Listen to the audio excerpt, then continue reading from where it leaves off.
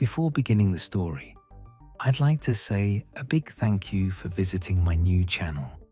I'm going to be uploading alternate history-related stories every single day.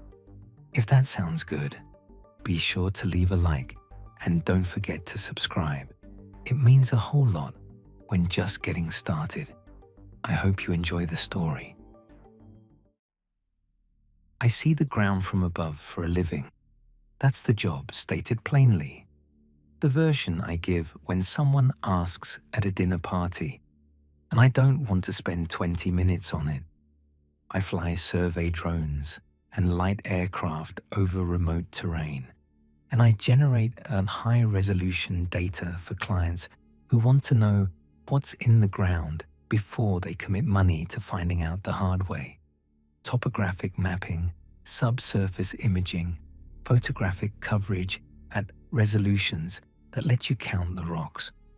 I work for a geospatial firm out of Santiago, and I've covered thousands of square kilometers of South American terrain in 8 years of this work. I see the continent from altitude. I know what it looks like from up there, and I know how to read what the altitude shows. I'm telling you this because the way I see things is the thing that matters here, not what I know about archaeology or geology or ancient cultures, which is not much, which is relevant. What I know is survey data, and what survey data says when it says something clearly. I've spent 8 years learning to read that language, and I read it the way a person reads their native language without translating, the meaning arriving directly. The data above the Nazca plateau said something directly. It said it in my language, in coordinates and subsurface imaging profiles and directional geometry, and I read it before I understood what I was reading, and once I understood, I couldn't ununderstand it, which is the situation I've been in since I came home from Peru 3 months ago. The contract came from a Chilean resource assessment company that had acquired exploration rights to a section of the Nazca Plateau's periphery and wanted high-resolution topographic and subsurface imaging data before committing further investment. Standard work. I've done this kind of survey across the continent, resource companies wanting to know what's in the ground before they start drilling, which is the sensible order of operations and the order of operations that keeps my firm in business. The Nazca lines are within the survey boundary. This required coordination with Peru's Ministry of Culture and a cultural liaison from the Regional Heritage Office, standard procedure for work near designated archaeological sites. More paperwork than usual, but not more complexity. I've worked around archaeological sites before. You document your survey parameters carefully. You submit your flight plans. You keep your equipment within approved altitude ranges, and you do your job without touching anything that predates you by 1,000 years. My cultural liaison was a woman named Koya, Regional Heritage Coordinator, mid-50s, who had been working with the Nazca site for 20 years. She handled the permits and the site access protocols, and she was practical and direct in the specific way of someone who has done the same administrative work for a long time and has stripped it down to its essentials. She answered my questions about the site access requirements before I asked them. She had answered every question before, many times, from many people, and she had the efficiency of someone who has stopped waiting for new questions and mostly isn't getting them. We had a brief orientation meeting at the Regional Heritage Office the day before I started the survey. She covered the protocols. I asked the standard practical questions.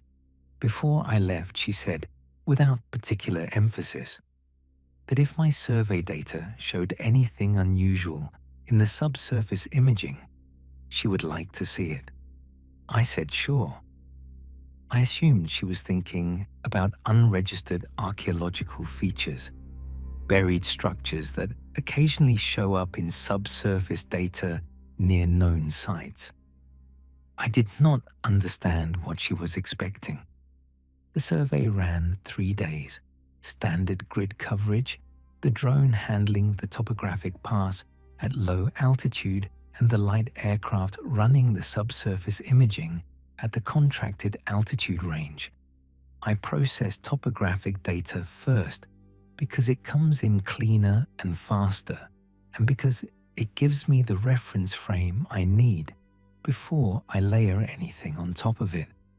The plateau is flat and visually unremarkable from survey altitude, which is something I noted on the first pass and which surprised me slightly. I had seen photographs of the Nazca lines before the survey, the way anyone who has been paying any attention to the world has seen photographs of them. But photographs don't prepare you for the scale of the plateau or the specific quality of the flatness of it. It's a high desert plateau, pale and dry, the surface covered in the dark gravel that's been oxidizing there for millennia. From survey altitude, the lines appear as pale marks against the darker surface, the gravel removed to expose the lighter subsoil beneath. They are precise in a way that you feel before you analyze, the precision registering as a quality before your brain identifies it as unusual. I ran the topographic data processing that first evening and logged the line positions as reference coordinates for the rest of the survey. I was professional about them. They were an archaeological feature within my survey boundary, and I documented them as such and kept going. I ran the subsurface imaging data on the third evening. The subsurface imaging showed anomalies in the lower strata beneath the central plateau. I want to be specific about my initial response to this, which was unremarkable. Subsurface anomalies are common in survey data. Mineral deposits, geological formations, water table variations, buried infrastructure remnants. Standard categories cover most of what you find. My software runs the anomaly data against its reference database and assigns a formation type to what it can categorize and flags what it can't. I see flagged anomalies regularly. Usually, they turn out to be something the database's parameters were set too narrowly to catch, a geological formation type that falls just outside the classification boundaries, and a manual review resolves them. These didn't resolve. The software flagged a cluster of anomalies in the lower strata beneath the central plateau, ran them against every category in the database, and returned unclassified across the board. Not a near miss on any category, not a geological type it almost matched. Unclassified. I noted them and kept processing. Then I ran the overlay. Subsurface imaging layered under the topographic data, the anomaly locations visible against the plateau surface, the line positions I had logged as reference coordinates, now sitting on top of the subsurface picture simultaneously. I was building the composite view that clients use to assess where the interesting subsurface features are relative to the accessible surface terrain. Standard deliverable. I looked at the composite and I stopped. The long straight lines of the Nazca system, the ones that run for kilometers across the plateau in precise directions, were oriented to the anomaly cluster. Not approximately, not as a general tendency that might be coincidence. Each long line either originated at the cluster location and extended outward, or it pointed toward the cluster from the plateau periphery. Every single one. When you see that kind of relationship in survey data, the word for it is directional. And directional in survey data means someone put the direction there intentionally because they wanted someone else to be able to follow it. I'm a survey technician. This is my output. I know what it looks like when data is directing you somewhere, and I know what it looks like when it's directing you away from somewhere. And I sat in my mobile field office in a small Peruvian town at 10 at night looking at the composite view of the Nazca plateau, and I read the lines the way I read my own work, which is directly and without translation. And what I read was, here is where the thing is, and here is the direction away from it, in every direction outward from the center. I ran the overlay 4 more times with different processing parameters to make sure I was reading the data and not my interpretation of the data. I adjusted the depth range of the subsurface imaging.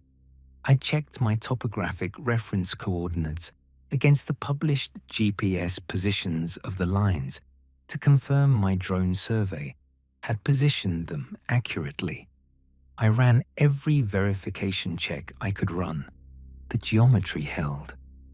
I thought about the people who made those lines standing on the flat surface of the plateau, removing gravel by hand, and with tools to expose the pale subsoil in straight lines that extended far beyond what any standing person could verify was straight. Archaeologists have worked out how they maintained the precision, and the methods are understood, and they're achievable from the ground. What is not achievable from the ground is seeing the full picture. The figure drawings, the geometric shapes, the long directional lines, none of it is coherent from ground level. You need altitude to see what you're looking at. The people who made it could not see what they were making. I kept working on the data for 2 days before I went to find Koya. She listened to me without interrupting. I've described survey findings to clients for 8 years, and I know what different kinds of listening look like, and Koya's listening was not the kind that's waiting for me to finish so it can respond. It was the kind that's taking in each piece before moving to the next, building something from the sequence. When I got to the overlay and showed her the composite on my laptop, she looked at it for a long time before she said anything. She asked about the depth of the anomalies. I told her. She asked whether my imaging could characterize them further, whether they were consistent with any geological formation type. I told her the software couldn't categorize them. She nodded, which was not the response of someone receiving unexpected information. She told me that the oral traditions of the Nazca culture and its descendant communities, the accounts that had survived in regional records and in the collections assembled by researchers over the past century, did not describe the lines as messages to gods or to visitors from above. That interpretation was external, applied by researchers who needed a framework for something they didn't have their own framework for. The oral traditions described the lines as instructions left for people who would come later and would have a way of seeing what the makers couldn't see. I said, instructions for who, specifically? She said, for whoever came later with the ability to see? From above. The makers understood they were creating something they couldn't see completed. The figures and the long lines are only fully legible from altitude, and they were made on the ground. That's the most remarkable aspect of the lines, she said, and the most consistently overlooked one. The making and the reading were separated intentionally. The lines weren't made for the people who made them. They were made for the people who came after, once the people who came after had developed the ability to see from up there. I asked what the oral traditions said the instructions were for. She was quiet for a moment. She said the traditions described the plateau as a place with something in it that the culture understood well enough to mark and not well enough to explain to people who couldn't see it for themselves. The marking was the best they could do with what they had. The marking was intended for people with better tools, the understanding being that better tools would eventually exist, and the people who had them would need to know what the plateau contained. She looked at my laptop screen. She said my tools appeared to be sufficient. I worked on the full directional analysis for a week after that, evenings after the survey days, building the most complete picture the data could support. The anomaly cluster wasn't evenly spread across the plateau. It was concentrated in the central section, the footprint roughly circular in the subsurface data, the cluster's extent covering an area I could measure in the imaging. The long straight lines radiated from it in every direction, spacing irregular in terms of angle, but consistent in terms of what each line was doing, which was extending from the cluster toward the plateau's edge, outward from the center, away from the thing. I worked the animal figures and the geometric shapes separately and found they weren't decorative placeholders in the system. They were positioned at specific points along the radial lines, consistently oriented relative to the nearest line, consistently placed at the terrain features that someone traveling across the plateau on foot would use as navigation reference points. The dry riverbeds, the natural paths through the surface gravel, the places where you'd choose a direction if you were crossing the plateau. The figures were at the decision points. Go this way, not that way. The full aerial system said here's the center and here are the directions away from it. The ground level system said here's where you choose and here's which direction to choose. Two systems, one message, built simultaneously for two audiences separated by an unknown amount of time. I sat with the design for a long time.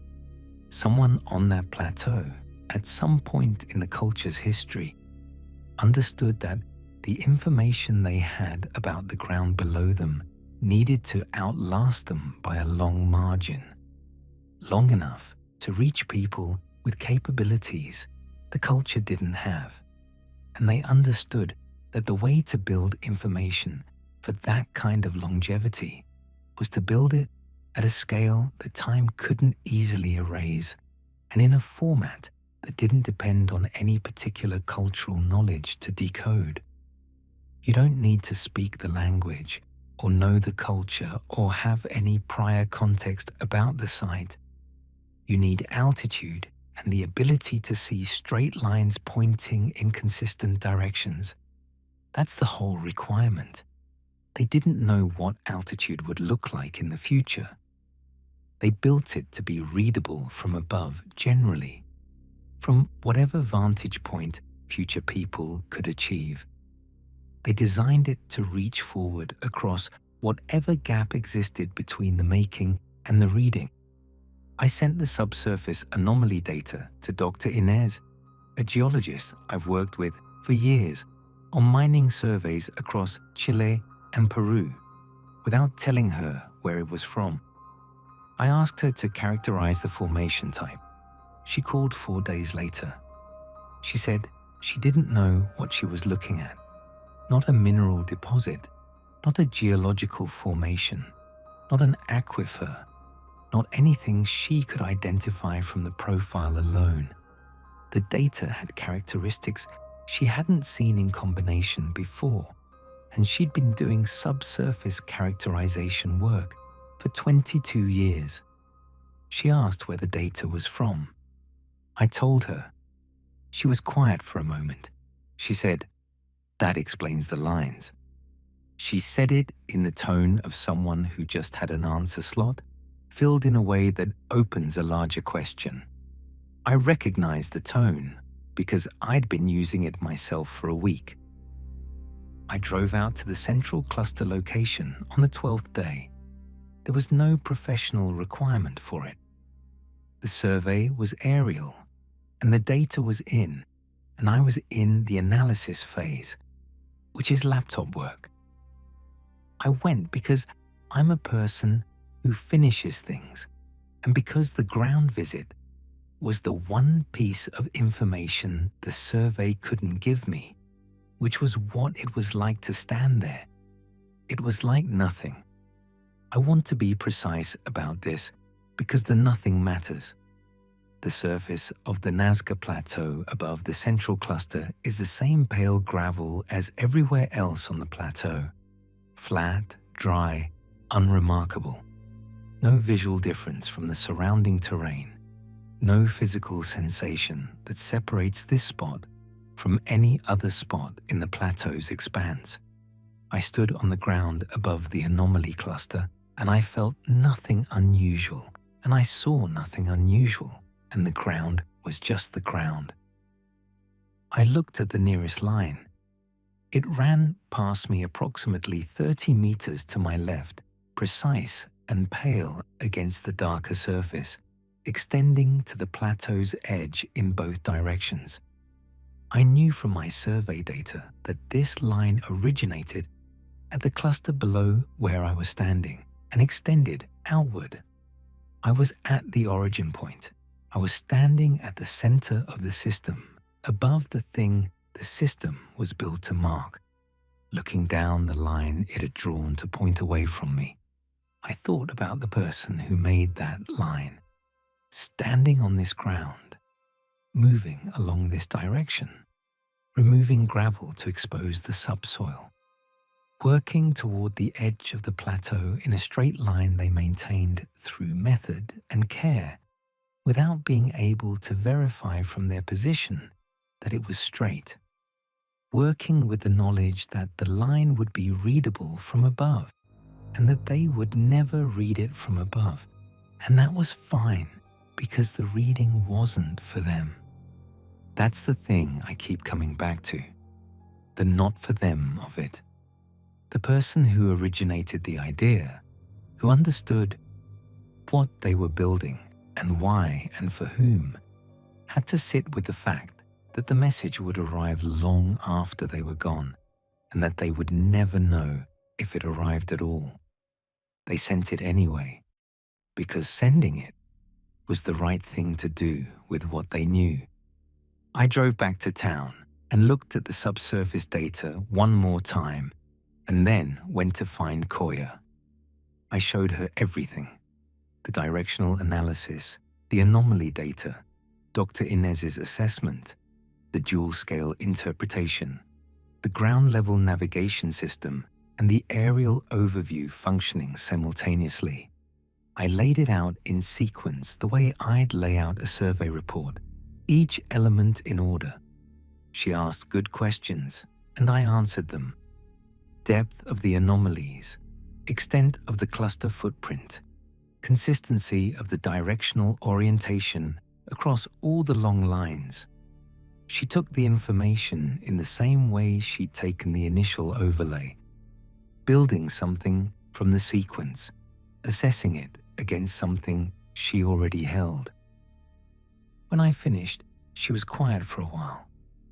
Then she said the lines had been studied for nearly 100 years, and in nearly all of that time, the dominant interpretation had them looking up, directed skyward, toward whatever the culture believed inhabited the above. She said she'd spent 20 years at this site, and she'd always thought the direction was wrong. The lines weren't looking up. They were looking forward, across time. at the people who would eventually be able to see from above and would see the lines and would have the instruments to read what was below them. Forward directed, not upward directed. Built for a specific kind of future person without knowing who or when. Just knowing that the person would eventually exist and would need to know what the plateau contained. She looked at me across the table. She said, "They reached you." I sat with that for a moment.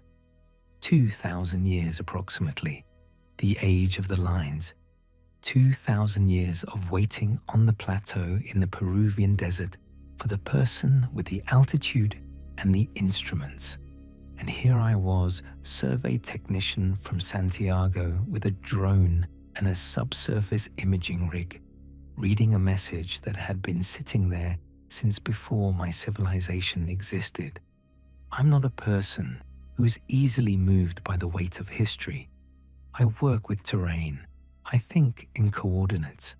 But sitting across from Koya in the Regional Heritage Office with the directional analysis on my laptop between us, I felt the weight of the 2,000 years with a physical specificity I don't have a technical term for.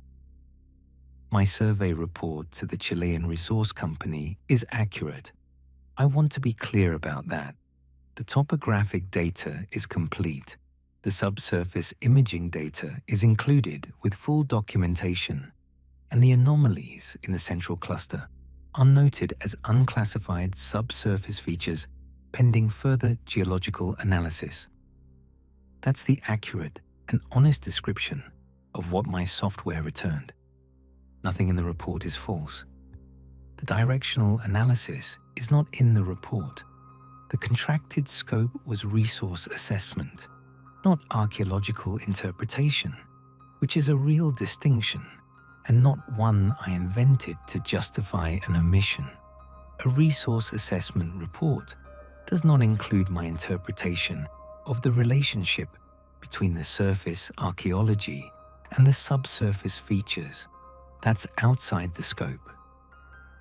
I have thought carefully about whether scope is the actual reason I left it out, and the answer is that it's one reason and there's another one, and the other one is that the directional analysis included in a resource assessment report points the client directly at the central cluster as the most significant subsurface feature in the survey area. A client that receives a report noting a significant unclassified subsurface feature in a promising location generally does one of two things in my experience. They drill to find out what it is, or they commission further analysis before drilling, which eventually also means drilling. The people who made the lines were trying to stop people from drilling. That's not quite the right way to put it, because they didn't have a concept of drilling, but it's the right direction. They were trying to stop people from going there, approaching it, interacting with it. The whole system, the aerial overview and the ground level navigation markers and the 2,000 years of labor it represents, was built to give people the information they needed to not do that. I'm the person the message was addressed to, the person with the altitude and the instruments, the person the makers were confident would eventually exist and would read the message and would have the judgment to act on it. I've been sitting with that confidence for 3 months. I'm home now. Regular workload, next survey already scheduled, the work continuing at the work's pace. I have Koya's contact information, and I've used it twice since I got back. Emails asking whether the resource company has been in contact with the Ministry of Culture about the survey findings. She's replied both times, briefly, that no contact has been made yet. The report has been with them for 3 months. They may pursue the unclassified anomalies, or they may prioritize the categorized deposits elsewhere in the survey area. I don't know which, and I have no way to know which until they decide. I haven't called the resource company. I've thought about it. What I would say is not something I can put in a follow-up technical communication, which is the only legitimate channel I have with them. What I'd be saying, if I said it plainly, is that the unclassified subsurface features in the central cluster location are there for a reason, and the reason is that something in that ground was worth building a 2,000-year warning system over, and my best geologist colleague with 22 years of subsurface assessment experience can't characterize what it is, and that not being able to characterize it is itself a significant data point. What I keep thinking about is what the makers knew. They marked it. They didn't explain it. Koya's translation of the oral traditions is that the plateau contains something the culture understood well enough to mark and not well enough to explain, which is either the limit of their knowledge or the limit of language available to them for the thing they found, and I don't know which, and it may not matter. They knew enough to build a system. They knew enough to work at 2 scales for 2 audiences. They knew enough to labor for years in a flat desert to leave a message that would survive 2 millennia. What they knew was sufficient for the purpose they were using it for, which was mark it, point away from it, make the marking durable and legible to the future people who would be able to read it. I can read it. I've been trying to figure out what reading it obligates me to do, and I don't have the answer yet. There's no institutional channel for this kind of finding. There's no form I fill out. There's no regulatory body whose jurisdiction covers a 2,000-year-old warning system addressed to people with survey technology and what to do when those people receive it. I've looked. There isn't one. What there is Koya, who has the cultural standing and the institutional relationships to raise concerns about the central cluster through the Ministry of Culture if the resource company makes moves toward that area. What there is Dr. Inez, who has the professional credibility to describe the anomaly profile as something that warrants extreme caution before physical access. What there is me, sitting on a directional analysis that the makers of the lines spent 2,000 years trying to get into the hands of someone like me. I keep the analysis on my work drive. I've shown it to 2 people. I haven't published it and I haven't deleted it, and I'm not sure which of those outcomes is correct, or whether correct is even the right frame for it. The lines were patient. 2,000 years of patience is built into their existence. The design accepting without question that the message would take as long as it needed to take to reach the right person, because rushing the design toward any particular technology or altitude or time period would have made it more likely to fail, and failing was the one outcome the makers couldn't accept. They reached me. I'm trying to be equal to the trust that took 2,000 years to deliver. I'm not sure what equal looks like in practice. I'm working on it the same way I work on any survey finding that doesn't fit the standard categories, which is methodically and without rushing toward a conclusion before the evidence is complete. The difference is that this finding was addressed to me personally, not by name, by capability, by the specific ability to see from above and read what the seeing shows. They built it for someone like me, and they trusted that someone like me would know what to do with it. I'm going to try to earn that trust. I haven't figured out how yet. I'm working on it.